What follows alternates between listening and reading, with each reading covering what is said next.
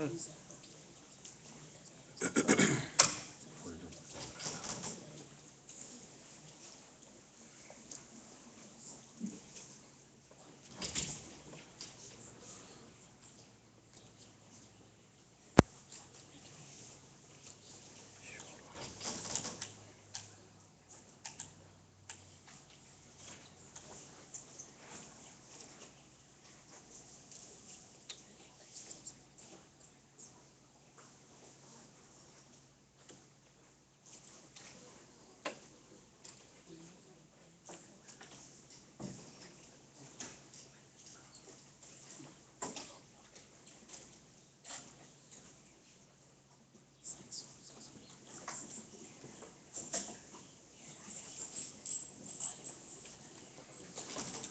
إله إلا الله.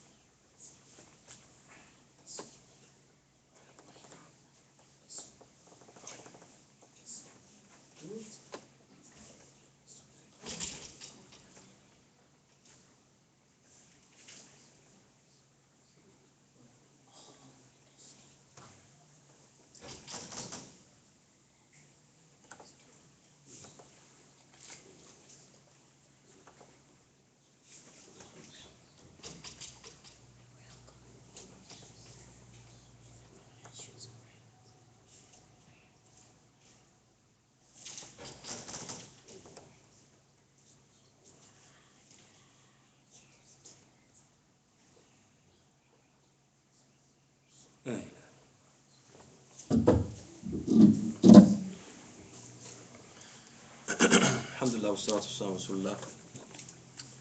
طيب يا شباب, let's begin quickly with a little bit of a review of what we took last week. And I didn't print off the little quiz, but we can just do it orally. And so the first question I have for you is that in the first chapter that we covered, the author, he mentioned the ayah in which Allah subhanahu wa ta'ala, he says, وَلَقَدْ بَعَثْنَا فِي كُلِّ أُمَّةٍ رَسُولًا أَنْ يَعْبُدُوا اللَّهَ وَاجْتَنِبُوا الطَّاغُوتَ. He says, and we have appointed a messenger in every community proclaiming, worship Allah alone and shun the false deities. And obviously, he mentioned this ayah as a dalil, an evidence from the different proof texts which indicate wujub at-Tawhid al-A'yan, that Tawheed is wajib on every individual. But there were other fawaid, there were other benefits to this ayah that we mentioned. There were other benefits. So, does anybody remember some of the benefits that we mentioned from that ayah? Besides the fact that a Tawheed is wajib on every individual.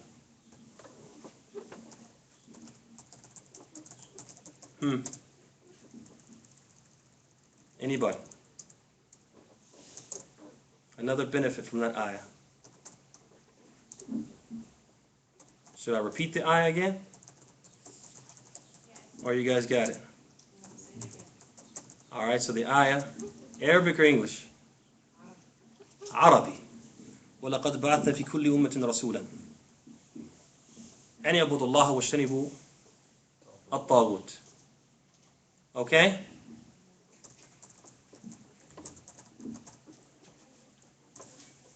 So, we said one of the benefits of the ayah, and the reason why the musannif, why the author, the compiler, why he mentioned the ayah was to demonstrate wujub at-Tawhid al-A'yan, to show that Tawheed is wajib on every single individual. And we can clearly see this because he said, Rasulan an Abd'Llah, sending a messenger every day proclaiming. commanding, worship Allah alone. So the command of the messenger is what? It's wajib. Okay, so that's clear. But there were other fawaid, there were other benefits that we get from the verse. Does anybody remember those? Anyone? Any fa'idah?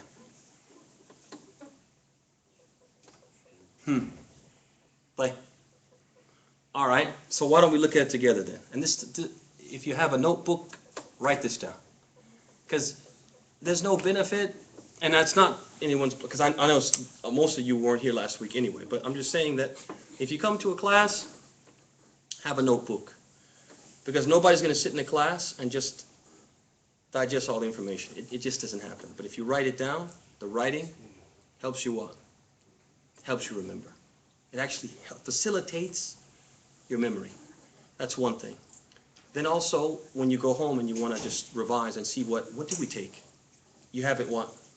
You have it right there. So you can review it. And the more you review it, the more it'll stick. The more it will, the more you will retain. And in fact, Imam Shafi'i rahimahullah ta'ala, he was the student of who? Shafi'i was the student of which Imam? Imam Shafi'i was a student of another Imam. Which Imam was he a student of? Abu Hanifa. No, not Abu Hanifa. No.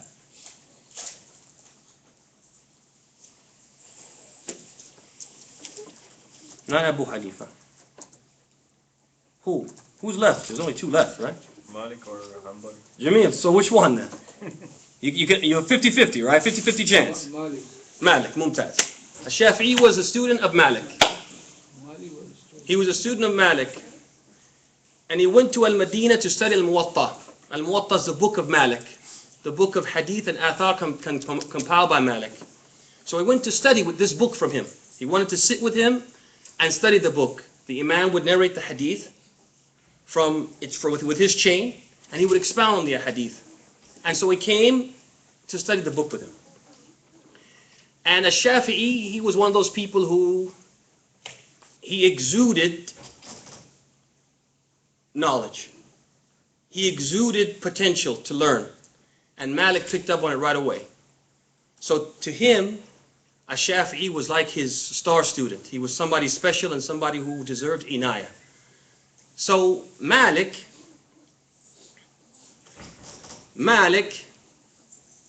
he observed one day in the dars, he observes a Shafi'i doing like this. And trust me, there's a point. I'm not just talking. There's a point in me saying this. He observed a Shafi'i doing like this. Now you got to figure they're in the Prophet's mosque at a time when there's no carpet. It's just what? Sand, dirt, dust, clay, whatever. And a Shafi'i has like a stick or a rock or maybe even have his finger and he was doing like this while Malik was talking. So what do you think Malik thought? He thought he's being disrespectful and he's daydreaming, he's not being attentive to the lesson. So he stopped the lesson. He said, "What are you doing? Why are you playing in the lesson?" And Shafi'i rahimahullah ta'ala, he said, "I'm not playing. I'm writing the hadith. I'm writing them because writing them helps me memorize them. And I've memorized all of the hadith that you mentioned in this sitting." And you have to figure they might take asharat, they might take tens of a hadith in one sitting. So he said, "Okay, you're not playing, you memorized. Tell me what you memorized." And he narrated the hadith. He narrated the hadith with all of the narrators, one after the other without making a mistake. So this is the reality, ya ikhwani wa khawati, that taking notes, it facilitates. And Imam Ahmad, rahimahullah ta'ala, he used to say to his students, he used to tell them to write down their hadith. Write it down. A lot of them wanted to depend on their memories, and people back then, they had really strong memories. But he said, write it down. لَا تَخُونَنَّكَ الذَّاكِرَةِ. He said, don't let your memory deceive you, trick you, betray you. That's what it is, betray you. You'll think you memorized and you didn't really memorize. So the best thing for you to do is what? Is to write it down. So that's just a piece of advice. If you sit in any class, you should have a pen, a pad, and put the two together, and you'll memorize. But let's look at the ayah. The ayah says, وَلَقَدْ بَعَثْنَا فِي كُلِّ أُمَّةٍ رَسُولًا أَنِ اعْبُدُوا اللَّهَ وَاجْتَنِبُوا الطَّاغُوتَ. And the meaning of it is, and we sent, and verily we sent to every community, every nation, a messenger proclaiming, worship Allah alone and shun the false gods. So, وَلَقَدْ بَعَثْنَا فِي كُلِّ أُمَّةٍ. We sent to every community. The first benefit we get is that دعوة الرسل بلغت جميع الأمم. That the invitation, the call, the message of the messengers reached every community. It reached every community, but it may not have reached every individual. We talked about that as well. How we have something called Ahl al-Fatra, the people who lived at the time when what? There was a break in the cessation of, or the series of messengers. So that might be individuals who the message didn't reach them, but the message reached what? Reached the communities as a whole, the nations as a whole. Every ethnic group, every race, every community, they what? They received the message. ثم بعد ذلك لقد بعثنا في كل أمة رسولا, a messenger. طيب, أن يعبد الله, proclaiming, worship Allah alone. طيب, so this teaches us what? That the message of every messenger, at its core, the fundamental message of every messenger is what? Is the call to at-Tawhid. They all have one message, and that message, fundamentally, at its core, is the call to at-Tawhid, the oneness of Allah. In addition to this, رَسُولًا أَنْ يَعْبُدَ اللَّهِ, a messenger proclaiming worship Allah alone, it tells you that the primary duty of every messenger was to do what? To call to at-Tawhid. That's their first obligation. Notice, they call to lots of things. But Allah mentioned just one thing. Because why? That's the root of their message. Everything else is secondary to that. ثُمَّ بَعْدَ ذَلِكَ رَسُولًا أَنْ اعْبُدُوا اللَّهَ وَاجْتَنِبُوا الطَّاغُوتَ, and avoid the false gods. Shun the false gods. So now this teaches us that اجتناب الشرك شرط في صحة التوحيد. That avoiding a shirk is a condition for the acceptability of one's tawheed. That a person can't say, I'm worshipping Allah. He makes shirk and he says, well, I'm worshipping Allah. Allah will accept the worship that I do. I'm worshipping Allah. No, He won't accept it until what? Until you leave a shirk. So these are some of the lessons that we get from this one ayah, in addition to the fact that at-Tawhid is wajib, is required upon the a'yan. ثم بعد ذلك, let me see. Just want to make sure. Alright, خلاص. Let's do one more. Well, I guess we won't, because I don't want to put you guys on the spot. So let's just start with today's lesson, inshallah ta'ala. So last week we completed our discussion by talking about some qawa'id and some masail related to at-Tawhid. I'm sorry, al-Ibadah, worship. So we talked about what worship is, the definition of worship, and some of the principles that are important for us to understand related to worship for what? For coming chapters. If we can wrap our head around this concept of Ibadah, it will help us to really understand what the Imam intended in some of the other chapters. Now, before going on to the second chapter, we want to mention another important matter and some principles related to it, and that is the matter of, or the issue of, Shirk, which we could translate as idolatry or polytheism, right? Associating partners with Allah. So these are all translations for what? Shirk. And we're going to take some qawa'id and some masail, some issues related to it. Alright? So, the first issue is ta'rif al-shirk. The definition of shirk. How is it defined? What is its reality? What is it in Islamic terminology? Basically, the scholars of Islam have defined shirk as taswiyatu ghayrillahi billah fi shay'in min khasa'isillah. So they have defined a shirk as equating someone or something to Allah in a matter which is exclusive and specific to Allah. I'll repeat it for sure. Equating someone or something to Allah in a matter which is specific to Allah. I'm going to say it again. Equating something or someone with Allah in a matter which is exclusive and specific to Allah. And in Arabic, تسوية غير الله بالله في شيء من خصائص الله. Alright? ممتاز. تسوية غير الله بالله في شيء من خصائص الله. Okay? طيب, والدليل, what's the proof for this ta'rif? What's the proof for this definition? What's the proof for this definition? The first proof comes from Surah Ash-Shu'ara, the 97th and 98th verses of Surah Ash-Shu'ara, in which Allah subhanahu wa ta'ala, He says, قَالُوا وَهُمْ فِيهَا يَخْتَصِمُونَ تَاللَّهِ إِن كُنَّا لَفِي ضَلَالٍ مُبِينٍ إِذْ نُسَوِّيكُمْ بِرَبِّ الْعَالَمِينَ. Surah Ash-Shu'ara 97 to 98. طيب, what does this mean in English? They say, or Allah says, the idolaters and those who associated partners with Allah will say, while they argue with each other in the hellfire, by Allah, we were truly in manifest error when we held you false gods as equals with the Lord of the worlds. As equals with the Lord of the worlds. So notice He referred to the what? Equating. And that was what? Their shirk. That was their sin. Another ayah which is used as evidence for this ta'rif is the ayah from Surah al-An'am, the 6th surah, verse number 4, in which Allah subhanahu wa ta'ala, He says, I'm sorry, actually it's 1 through 4, I'm sorry. It's going to be verses 1 through 4.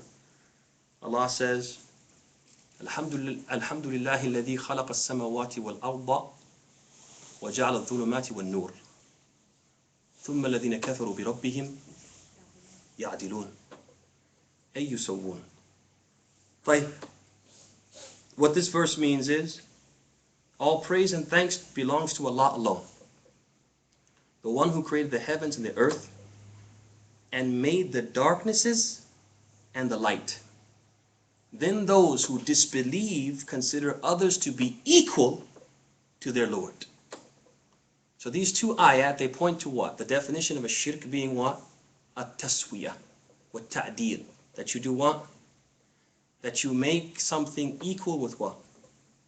With Allah. You equate something with Allah. We also have the hadith collected by Bukhari and Muslim on the authority of Abd'Llah ibn Mas'ud, who said, Abdullah ibn Mas'ud, he said, سئل النبي صلى الله عليه وعلى آله وصحبه وسلم أي الذنب أعظم؟ فقال صلى الله عليه وسلم أن تجعل الله ندا وهو خلقك. So he said in the hadith, Ibn Mas'ud said that the Prophet ﷺ was asked, what is the greatest sin? أي الذنب أعظم? What is the greatest sin? So he replied, أن تجعل الله ندا أي مثيلا ومساويا. He said that you make with Allah a what? A peer, a rival, an equal. وَهُوَ خَلَقَكَ. And He is the one who created you and nobody else. How do you make someone else equal with Allah and He's the one who created you? That's the greatest sin. That's what the Prophet said. So notice, what do all these nusus, what do all these texts have in common? You want me to repeat it? Yes, please. I'm sorry, just tell me. You can shout at me. Say it. You guys don't have to talk. Well, why does he talk so fast? And we didn't hear nothing he said. Does he think we really caught that? Don't say that. Say, hey, say it again and again and again. Okay, أي الذنب أعظم. Which sin is the greatest sin? أي الذنب أعظم. Which sin is the greatest sin? So then he said, sallallahu alaihi wasallam, أن تجعل الله ندا. That you make with Allah a partner, a peer, a rival, an equal. وهو خلقك. When he's the one who created you. How do you do that? Right? What do all these proof texts have in common? They have what? They have this common denominator of describing a shirk as what? As equating other than Allah with Allah. So that's what a shirk is. That's where the scholars got the definition. Ibn Taymiyyah, rahimahullah ta'ala, he said, وَأَصْلُ الشِّرْكِ أن تعدل بالله تعالى مخلوقاته في بعض ما يستحقه وحده فإنه لم يعدل أحد بالله شيئا من المخلوقات في جميع الأمور فمن عبد غيره أو توكل عليه فهو مشرك. So what that means, Ibn Taymiyyah, what does he say? He says the root of a shirk is that one equates Allah with his creatures in some of the matters to which he is solely entitled. For indeed, none of his creatures are equal to him in anything. So whoever worshipped other than him or placed his complete trust in someone besides him, then he has committed a shirk and associated partners with him. Now, the whole reason I mentioned this is just to show you that the ulama have also what? Adopted this concept. When they explain at-Tawhid and the Shirk, when they explain the Shirk, one of the common terms in their language is what? Equating, at-Taswiyah. Right? So that's the whole reason why I mentioned that. So you understand it's the Qur'an is saying it, the Sunnah is saying it, and the scholars have what? They've understood this. They've understood it. Well, go ahead. I mean, because the quote from Ibn Taymiyyah, just understand the meaning of it. You don't have to understand the exact wording. What? You can ask. What? What is it? تفضلي. What is it? تفضلي. طيب. So basically, that's what I want to get across to you. That basically the Qur'an is saying it. The Sunnah is saying it, and the scholars have what? They've traditionally understood that the reality of a shirk is what? At-Taswiyah. That you equate something with Allah in something which is specific to Allah. So who, I'll give you some names. Who amongst the scholars has mentioned this ta'rif, or this definition? You have Ibn Taymiyyah, as we gave an example. He mentioned al-Istiqamah, and he also mentioned his book at-Tadmuriyah. You also have his student Ibn al-Qayyim, who mentioned his book Ighathat al-Lahfan. Another scholar, Ibn Rajab, he mentioned it in Risalat al-Ikhlas. And then you have Abdurrahman ibn Hassan, who mentioned al-Fath al-Majid. And last but not least, Sheikh Muhammad S, he mentioned his book Al-Qawl al-Mufid. And again, I just mentioned these names so you know that what? The scholars traditionally and up to the present age have what? Have given this definition to what? A shirk. So you can have complete confidence that this is what? This is what it is. طيب. All right. Now, this taswiyah that we call a shirk, this equating that we call a shirk, it is no'an, it's two types. There's two types of a taswiyah, or two ways that it basically comes to pass, or two ways that it, I guess we could say, there's two sources of it, or two places that it resides. The first one is taswiyatun i'tiqadiyah. Taswiyah i'tiqadiyah. This is when you equate, and this equation of Allah with other than Allah, or other than Allah with Allah, it emanates from a belief in the heart. It emanates from a belief in the heart. I'tiqadiyah. Which one? I'tiqadiyah. I'tiqadiyah. Yeah. So that means it emanates from a belief in the heart. So a person actually believes in his heart that something is what? Equal to Allah. May Allah protect us. So that's what we call, that's the first one. The second type of shirk, or the second type of taswiyah, I'm sorry, we haven't gotten to a shirk just yet. A taswiyah, the second type, is taswiyatun lafdhiyah. Taswiyatun lafdhiyah. Taswiyatun fil lafdh. This is where a person, the source of this shirk, or the place that it resides, is what? On the tongue. It's verbal. Meaning, he says something that when you hear it, it indicates that what? That he's equating something with Allah. So if you just look at the statement, you say, oh, this is what? Equating. Okay? But in his heart, he doesn't believe that that thing is equal to Allah. So he doesn't believe it in his heart, but he says it with his what? With his tongue. He says something which makes us think, oh, he's saying Allah is equal. But in his heart, he doesn't believe that. So where is the shirk coming from? On the tongue. The tongue says something that makes us, that gives us that impression. But in his heart, he doesn't believe that. He doesn't believe that something is equal with what? Allah. I'll give you an example. Person says, for example, and I see your hand up, I'm coming. He says, Masha Allah wa shi'it. He says, what you will, what Allah wills and you will. What Allah wills and you will. So it's as if he's saying that whatever Allah wills will come to pass, and whatever you will come to pass, and your will and Allah's will are what? On equal footing. That's lafdhiyah. Because in his heart he believes what? Allah's will supersedes every other will. You got that? Yes. That's the tongue. When you look at it, when you take the statement, al-mujarrad, just take the statement by itself, you say, hey, you're making someone equal with Allah. He says, Hasha lillah. I don't believe that. Allah is greater. Allahu Akbar. Right? But on his tongue, that's what you get. You follow me? So that's an example of lafdhiyah. طيب. جزاكم الله خير يا شيخ. جزاكم الله خير. طيب. So are we done with that? خلاص now? Come on, you can ask me. I'm going to separate you guys. I'm going to make you guys sit far apart from each other. So ask me. Ask me. You don't have to ask each other. What?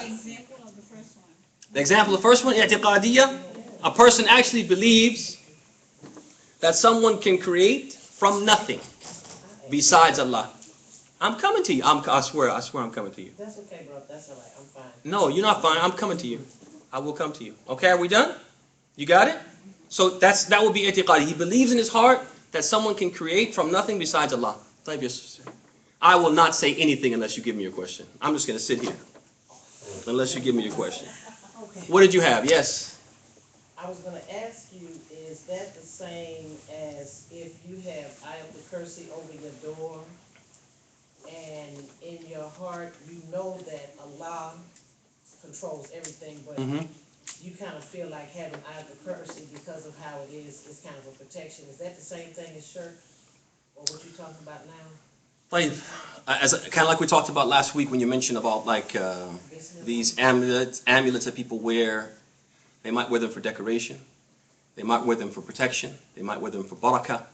They might wear them seeking thawab. They might wear them for different reasons, right? Same thing is true if a person yu'alliq al-Qur'an. He hangs the Qur'an over his door. They have like these nice laminated, decorative, people have them, right? They have them in stores. They have them in their homes. They have them in their cars. And there's actually a chapter, we're actually going to come to it, where it's going to talk about the concept of what? Charms and amulets. And then in that chapter, there's a discussion about using the Qur'an as a charm and an amulet. And is it shirk or not? And to be honest with you, the one thing that the Salaf have never said, they disagreed about this concept. Can you hang the Qur'an? Can you not hang it? They disagreed about that. But one thing they never said was that it was shirk.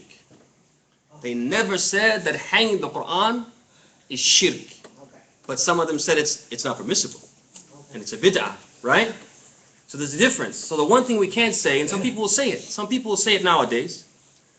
They'll say that hanging the Qur'an, it's shirk. No, it's not. It can't be. And the reason why we know it can't be is because the Salaf, the early Muslims, who knew better than the people who came after them, they never said this. They stopped short of saying this. So one thing the Qur'an can never be, if it's used as an amulet, is shirk. Got it? تفضل يا أختها. What? What do you? I was a little bit confused because I thought she was asking if she has Ayatul Kursi for protection. It's one thing to have it up. Yeah. But to have, because No, Yeah. the question I told him is I know No. Allah does the protecting, period. I know Allah does everything, but is having it over your door a good thing as far as, that's why I was asking, is that shirk as far as saying? It's not shirk. The one thing is not You know shirk. what I'm saying? It's not shirk. Suppose the person, so suppose a person said the ayah will protect. He says the ayah will protect. It still wouldn't be shirk. Unlike if you had like a piece of a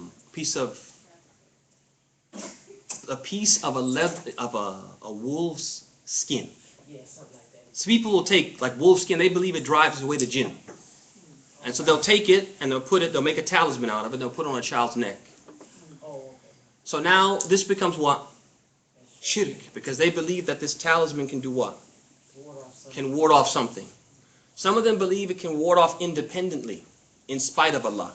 And that will be what? Shirk Akbar. Some of them believe, no, it wards off billah, by Allah. Right? And that's Shirk Asghar. And we're going to get into all that. But the Qur'an, the difference between the Qur'an and these other things is that the Qur'an is not what? No, the Qur'an is not what? The skin of a wolf The is no, the skin of Allah is created. The Qur'an is not created. It's an attribute of Allah. You follow? So that's why we can't liken the two. You understand me, Ukht? So even if they thought that, the Qur'an is protecting me. If they thought that, it wouldn't be what? Shirk. This is the miza. This is the difference between the Qur'an and these other things that people use as talismans and amulets and charms, etc. You follow me? And that's why it's dangerous, and we're going to get to that. I said we're going to go in detail. But it's dangerous for people to say that if you have that basmala, Bismillah ar-Rahman ar-Rahim, you have it on your neck, and that's shirk. It's dangerous. One, we don't have a salaf, we don't have a precedent. And Imam Ahmad used to say, لا تتكلم في مسألة ليس لك فيها إمام. So don't speak about an issue and you don't have what? A precedent. You don't have somebody before you who said the same thing. Don't, because that's where bid'ah comes from. And bid'ah it can be something that you make haram, which the people before you didn't make haram. So this is why the Imam was warning. He said, be careful. The people before you, okay, you need to follow their footsteps. And you don't need to be the person who starts making things up from the deen and you have no what? No precedent. So we don't have anyone from the early Muslims who called it what? Shirk. So we don't say shirk, but we might say what? Haram or bid'ah, because they did say that. Got it? Mumtaz. Afwan. طيب. All right, so where were we? So we finished with, are we done with tasweer, lafdiyya wa i'tiqadiyya? Are we done with that? Verbal and emanating from the heart. تفضلي. I'tiqadiyya, we said, if you think that someone can create from nothing, you believe that someone can create from nothing like Allah creates from nothing. طيب ممتاز. طيب أن يعتقد الشخص أن أحدا يخلق من العدم كما يخلق الله من العدم. فهمتي؟ Or too fast? طيب أن يعتقد الشخص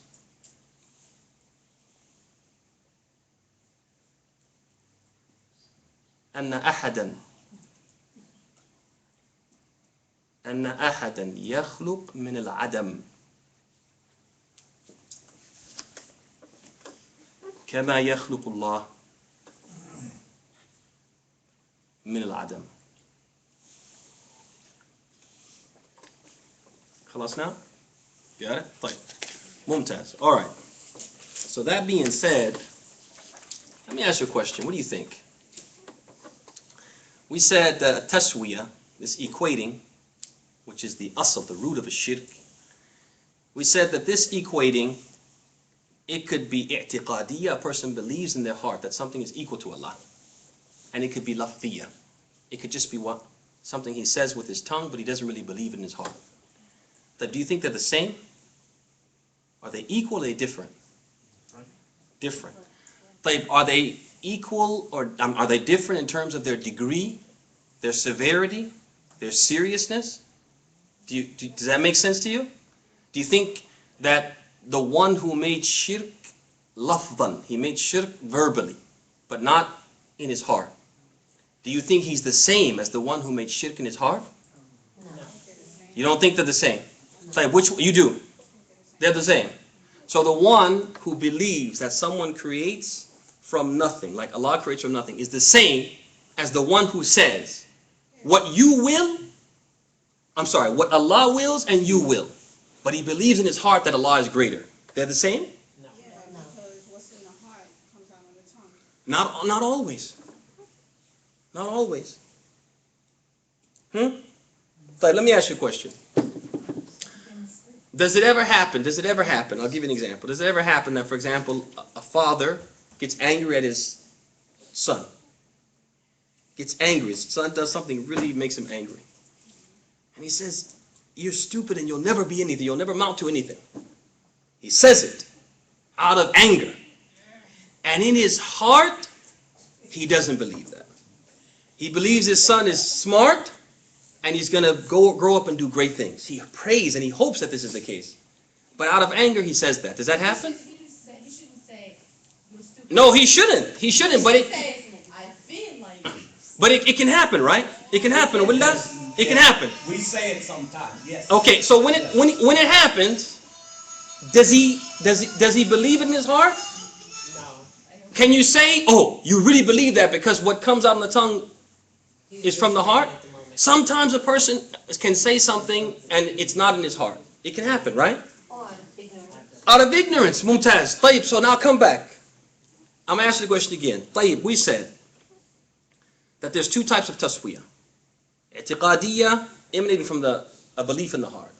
Lafdiyya, purely verbal. On the tongue but not in the heart. Are they the same or not the same in terms of severity? Not the same. Not the same. Mumtaz.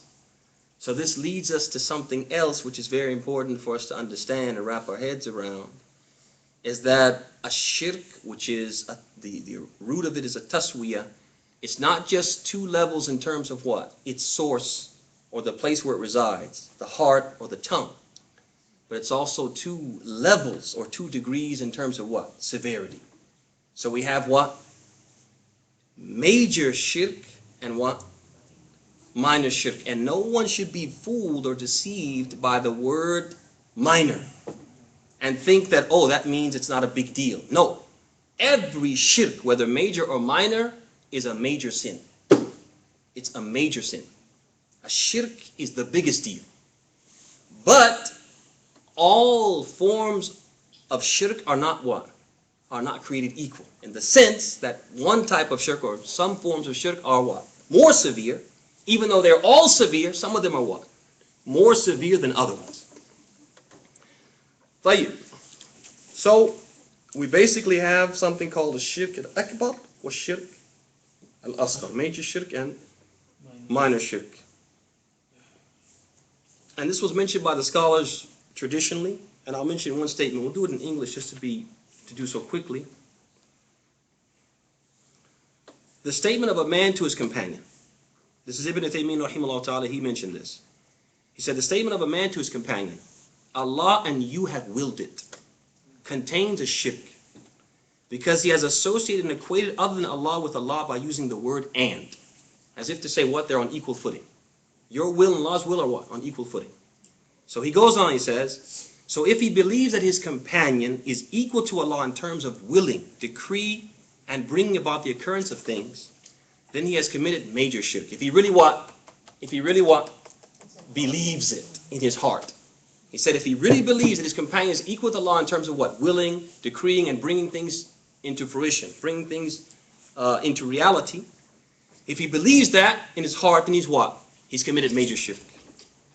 But if he didn't believe this, but rather believe that Allah is greater than all things, then he has committed minor shirk. So here, Ibn Taymiyyah rahimahullah ta'ala is alluding to what? To this reality, that there's two types of shirk, major and minor. طيب. So what is this major shirk? It's just like we said earlier. The major shirk is that taswiyah, that equating with Allah something else or someone else in something which is specific to Allah. So remember we said earlier with the ta'rif of shirk, that's the same ta'rif, the same definition for shirk al-akbar, the greater shirk. And it can occur in a rububiyyah, it can occur in Allah's lordship. How can a person make shirk with Allah in his lordship? The major shirk, if he believes that someone can create, like we said, from nothing, like Allah creates from nothing. Or he believes that someone can make it rain, can cause it to rain. Or someone can grant his wife fertility. His wife is barren, she can't bear children. And then he believes that someone, if he makes dua to him or he pays him money, this person can do what? He can make her bear a child. Who can do that? Only Allah. So if he believes that someone else can do it, he's made what? Shirk in what? Rububiyyah. Right? But he can also make shirk in Allah's names and attributes. There are some qualities that only Allah has. Like what? Like sama' al-ba'idat. Hearing things which are at what? A great distance. So a person, if he believes that someone can hear him who's miles away without any what? Without the vehicle of some type of communication device, like a cell phone or whatever, landline, whatever. No, he believes I can sit here in Colombia and I can call on someone in India. I can call on him. Oh, so-and-so, help me. Oh, so-and-so, give me money. And that person in India will hear him. If he believes that, he's done what? He's made shirk. Because, yes, why? Why is it shirk? And how is it shirk fil asma wa sifat? How is it shirk in names and attributes? Because Allah is the all-seeing, all-hearing. That's one of his attributes. He's the one who what? Hears everything. Even though what? He's what? He's far away from the source of the sound. That's his quality. He can hear all things. No matter, you're late at night. You get up at night and you whisper. You whisper. You're making what? Al-munajat. You're whispering to Allah, pleading with Him what? Nobody can hear you. But who can hear you? Allah. And you have complete confidence that He hears you. You wake up, you're next to your spouse. And you're whispering so because you don't want to wake them up. And they can't hear you. But Allah, above the 7 heavens, can what? Can hear you. But then someone will come and they'll give that quality to who? Abdul al-Jilani. And he'll say, oh, Abdul al-Jilani, aghithni. And he believes that Abdul al-Jilani can what? Can not only hear him, but will do what? Respond to his request. That's shirk. You guys got it? It makes sense? Are you sure? Because the sister was in doubt at first. Said, well, how's that shirk? It's shirk. He doesn't have if he has a cell phone, that's different. طيب, ثم بعد ذلك, we can also make shirk in what? Al-ubudiyya, al-ibadah. His worship. So if we offer worship to other than Allah, then we're doing what? We're equating other than Allah with Allah in terms of what? In terms of worship. Like a person makes salat to other than Allah, makes sujood to other than Allah, makes tawaf around what? Around a structure other than Allah's Kaaba, etc. طيب, ممتاز. So that's what al-akbar, the major shirk. What about the minor shirk? What is the minor shirk? The scholars are different about the ta'rif, but the best ta'rif, the best definition for minor shirk, what time is the adhan for Salat? 8:10, okay. طيب, so the scholars have differed, but the best definition for minor shirk is this one. كل شيء أطلقت الشريعة عليه اسم الشرك ولم يصل إلى حد الشرك الأكبر. So let me say that again. كل شيء أطلقت الشريعة عليه اسم الشرك ولم يصل إلى حد الشرك الأكبر. What does that mean? It means minor shirk is everything that the Sharia, the Islamic religion, the deen, the sources of Islam has called shirk, has said this is shirk. But it doesn't reach the level of what? Major shirk. That's minor. You follow me? That would be minor. The Sharia called it shirk, it's shirk. But it doesn't reach the level of what? Major shirk, so then it's what? It's minor shirk, which means what? We start out, if the Sharia says something is shirk, we start out from what? We start out from major. And then we look for proof that it's what? It's minor. You follow me? The asl is what? It's major. And we look for proof that it's what? It's minor. That it doesn't reach that level. You follow me? Let me give you an example. We have the hadith. It was collected by Bukhari and Muslim on the authority of Ibn Umar. It's a hadith collected by Bukhari and Muslim on the authority of Abd'Llah ibn Umar, in which he said, and the Nabi sallallahu alaihi wasallam, that the Prophet adraka Umar wa huwa yasiru fi rakab. He came upon Umar and he was riding in a caravan. You know how they used to travel. They would travel all together like in a big group, everybody with their own mount, right? And so Umar is with this group of people. He's traveling with them on his mount. Yahlifu bi abi. And while he was traveling, talking to some of his companions, he was swearing by his father. Swearing by my father. Wallah, and wallah. Well, he said, so for example, wa abi. By my father. Wa hayat abi. By my father's life. He was swearing like this. And the Prophet heard him. And so after he heard him, the Prophet did what? He went to the front of the caravan. He heard Umar doing this and he went to the front of the caravan. Why do you think he went to the front of the caravan? To hear him better. Huh? Hear him better. So who would hear who better?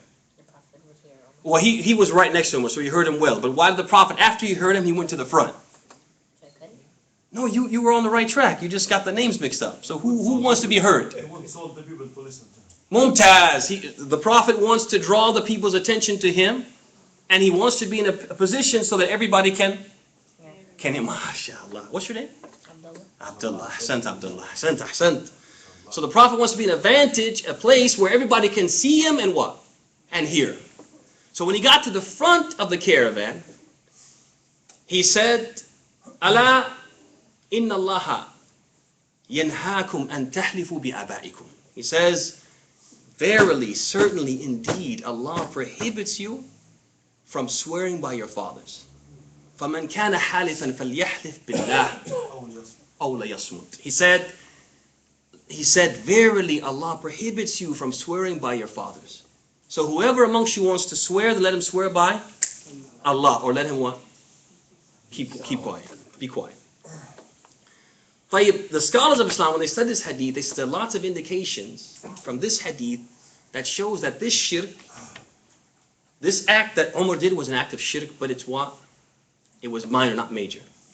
So first of all, they say we know it's shirk because we have other hadith, we have other evidences where the Prophet said, "Man halafa bi ghayri Allahi faqad kafara aw ashrak."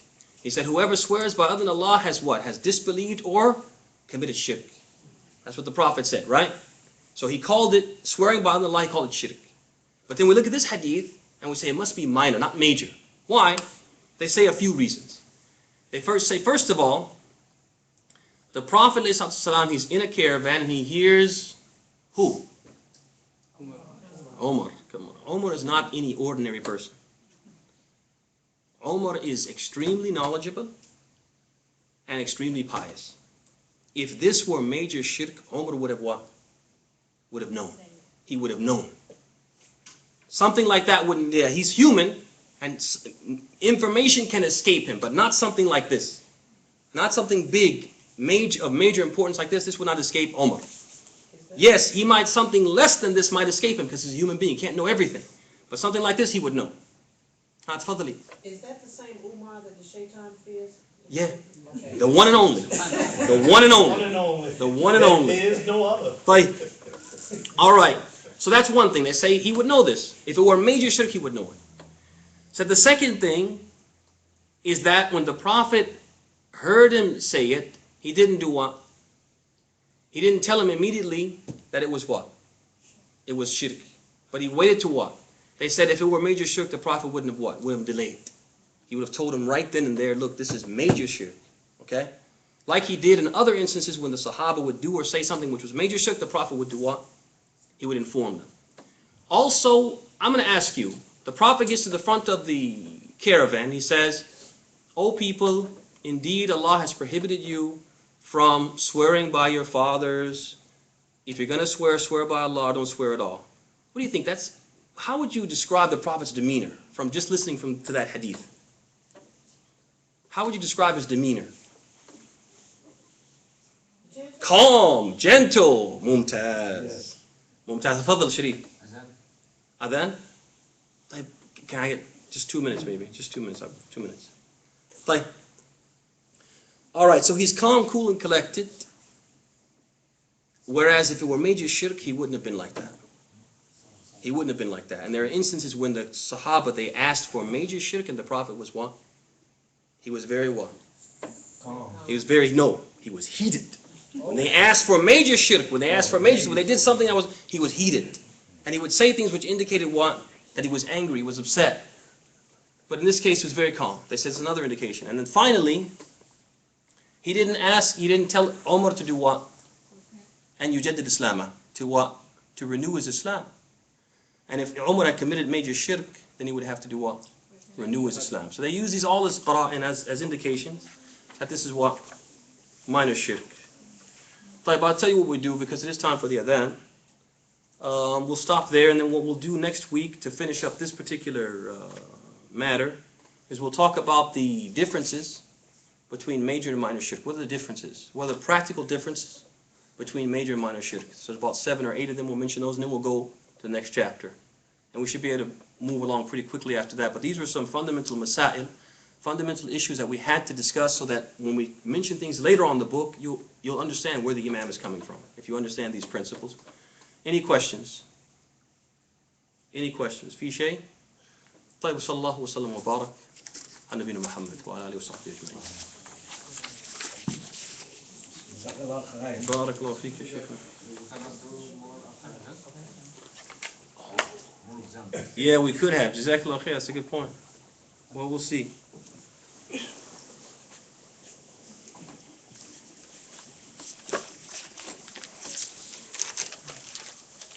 لا إله إلا الله. Stretch little bit. لا إله إلا الله.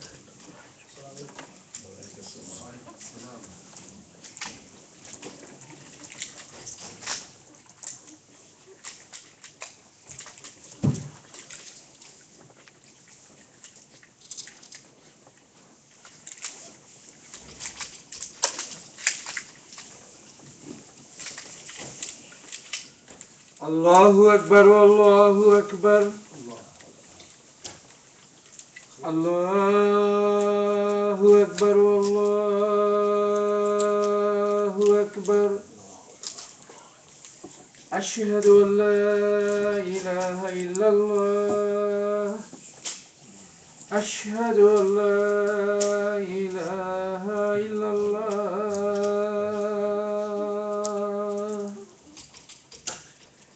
أشهد أن محمد رسول الله. جزاك الله خيرا.